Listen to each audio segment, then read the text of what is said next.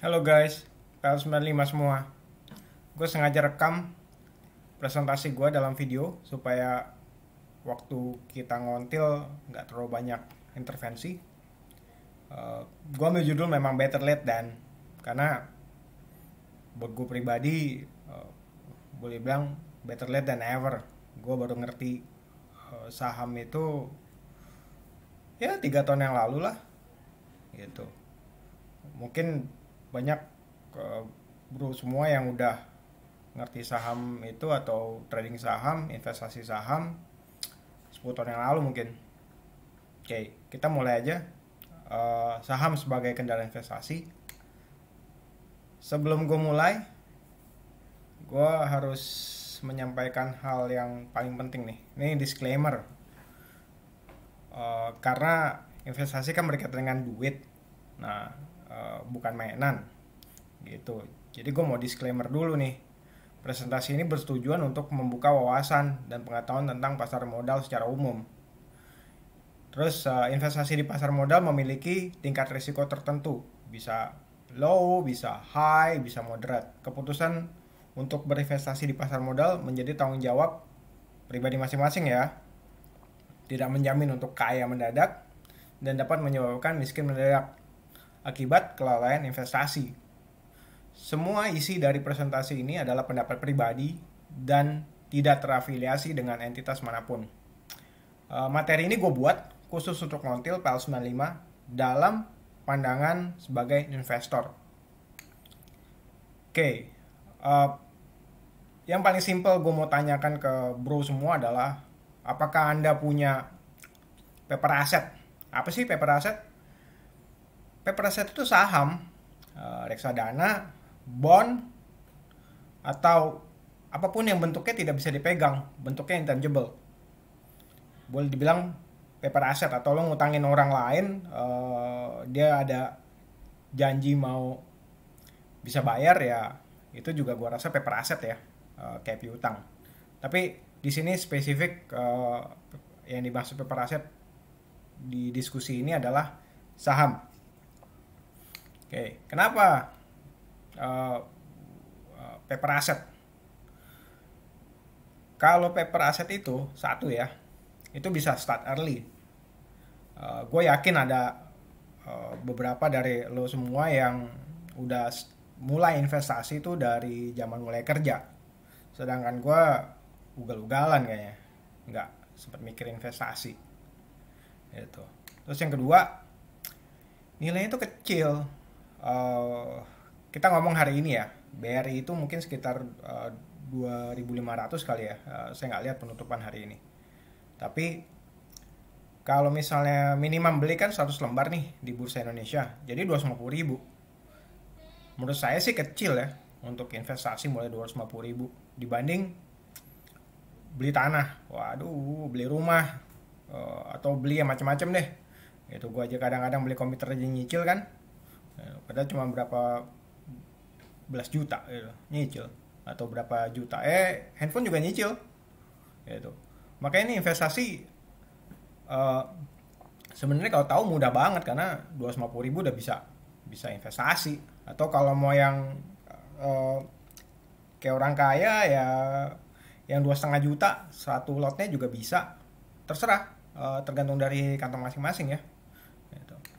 Nah, gue tambahin nih start now, kalau misalnya ada lo semua yang belum, aduh, bisa mulai sekarang kok gitu. Gue juga nggak nyangka sih, gue mulai investasi di tepatnya nggak investasi, kalau gue mulai dagang itu sejak gue keluar dari kantor gue bingung juga habis gue berhenti kerja gitu. Terus gue mau ngapain, sisa-sisa dari bonus kantor dan sebagainya. Gue pikir ya udah mesti diputerin dong atau ngelamar kerja lagi, tapi umur gue udah 30, udah 40 waktu itu gitu. Ya beruntung sih, uh, ada namanya PL Stock. Di situ gue ketemu sama uh, kakak-kakak 93 yang ternyata banyak banget trader dan investor. Dari situ gue mulai dapat jalan tuh untuk trading saham. gitu. Nggak yang ugal-ugalan tapi trading saham secara benar gitu. Nah, kita lanjut ya karena gue kan bicarakan investasi nih gitu. Investasi itu sebenarnya gini, gue mau sampaikan dulu kalau investor itu ada beberapa jenis di bursa. Bisa long term investment, bisa long term, bisa short term. Tapi hari ini kita fokus di ini ya, bro. Di di passive investing ya. Gitu. Jadi kita fokus di save, invest and reinvest. Gua nggak bakal bicara masalah active investing ataupun yang short term. Alasannya karena gue yakin lo semua itu kan kerja punya fixed income. Beda sama gue nggak punya fixed income. Gue punya kebutuhan itu ya dari tabungan sama dari jual beli saham gitu. Oke, next. Kenapa passive investing? Karena seperti tadi gue bilang di slide sebelumnya, mulainya kecil gitu. Kalau mulainya kecil, lo nggak bisa berbuat banyak gitu, kecuali mengikuti langkah pertama passive investing. Apa itu passive investing? Ini gue tunjukin nih. Ini gue ambil dari YouTube. Kebetulan case-nya di Filipina. Lo bayangin ya, kalau misalnya setiap hari, ini kan peso ya, 120 peso ya, katakanlah 120.000, atau gue ambil yang atasnya nih. Yang atasnya lebih enak nih ya. Ini kan cuma 100 ya. Ya anggap aja buat kita ekuivalen 100.000. Gitu. 100.000 berarti satu bulan itu kita nabung yang untuk diinvestasikan 3 juta. Selama 10 tahun dengan asumsi tingkat pengembaliannya itu cuman 10%, which is menurut gue sangat konservatif. Itu setelah 20 tahun itu jadi 2,2 miliar. Itu 30 tahun jadi 6 miliar. Kalau mungkin orang-orang yang bicara investasi itu ingat juga siapa yang namanya ya, dia bilang gini, compound interest itu adalah keajaiban dunia yang ke-8. Albert Einstein. Inilah yang terjadi dengan sederhana resepnya: save, invest, dan kalau misalnya lo dapat bonus dari kantor setiap mau lebaran atau akhir tahun, itu nggak ada bisnis semua, tapi di reinvest. Justru kalau kita bicara secara rutin aja cuman 3 juta sebulan, itu ini menurut gue ya, kalau misalnya lo 20 tahun yaitu dengan adanya reinvest bonus lo, itu bakal lebih cepat. Ini yang gue maksud. Oke. Berikutnya adalah investasinya di mana. Nah, ini dia. Ini gue tunjukin ya, bro ya. Hari ini memang bursa luar biasa diskon. Itu. Ini gue tunjukin 10 tahun terakhir. Di awal 10 tahun yang lalu, kalau lo perhatikan, ini angkanya kayaknya di sekitar 2000 sekian ya. Itu 2000, indeks 2000 sekian. Gue mesti cek nih, indeksnya ada di 2600. Itu. Di tahun lalu atau ya mungkin terlambat lah ngangkatnya gitu lo, gosong deh. Gitu. Kalau pas lo bisa di puncaknya, which is nggak mungkin menurut gue. Itu bisa jual di 6.600. Jadi ada keuntungan dari indeks sekitar 4.000 poin. Gitu. Yang paling ideal adalah ya buang nih di angka menurut gua 5.600, bro. Itu 5.600 tuh angka yang sangat ideal karena dia membreak satu resisten. Jadi ada alasan yang sangat kuat untuk jual. Oke. Ini kenapa bursa Indonesia gue sampaikan. Berikutnya, kau udah tahu belanja di mana. Oh ya, satu lagi gue mau kasih tahu lo. Ini lihat ya, ini chart terakhir gua ini di angka 4.600. Angka 4.600 itu kalau dilihat itu sama dengan mungkin hampir 5 tahun yang lalu. Jadi intinya kalau mulai investasi hari ini nggak beda banyak sama lo investasi 5 tahun yang lalu. Gitu penjelasannya. Eh, untuk investasi nih, bukan untuk trading ya, untuk investasi ya. Gitu. Menurut gue simpelnya rulesnya simple. Simple rulesnya ada satu, gini. Buy a good company. Gitu. Apa sih yang dimaksud good company? Good company itu perusahaan yang prinsipnya lo kenal, yang memang baik. Gue bicara yang baik-baik lah. BCA gue rasa perusahaan yang baik, Unilever perusahaan yang baik, gitu. Dan itu salah dua di antara perusahaan yang jual sahamnya di bursa. Yang kedua, ya lo kenal lah produknya, paling kagak lo pakai internet bankingnya si Mandiri, internet bankingnya BCA, benar-benar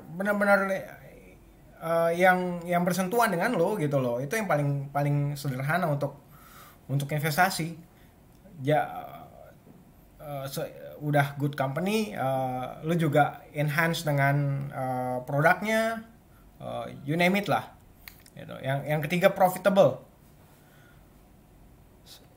Ya lo kerja aja di tempat lo kerja atau di perusahaan yang lo bangun, pasti lo nuntut keuntungan dong. Jadi jelas lah kalau lo menginvestasikan uang lo itu harus di tempat yang profit. Gila aja lo kasih uang lo ke satu entity media atau apapun namanya, itu yang nggak profitable, kayak buang garam ke laut ya. Terus juga ini deh nih, gue suka bilang percayakan investasi tersebut kepada orang yang baik, good people. Ya kita juga mesti lihat dong, kayak kantor gue yang lama tuh itu juga bosnya siapa, atau BCA bosnya siapa, BRI bosnya siapa, ya lo bisa judge lah gitu. Menurut gue itu adalah orang-orang yang baik, good people, punya passion gitu. Kalau presiden kita yang sekarang jadi CEO juga mungkin gue percaya ya gitu. Tapi anyway, gue cuma mau nyontoin itu sebagai contoh-contoh dari good people yang gue maksud.